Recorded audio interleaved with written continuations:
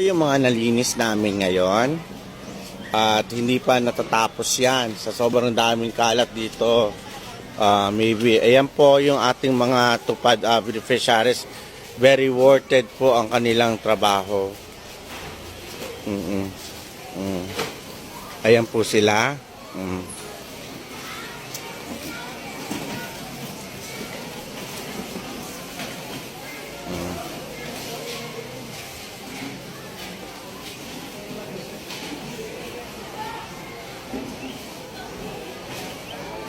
Ayan po silang lahat.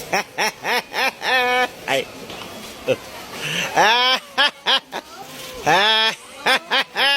Ay.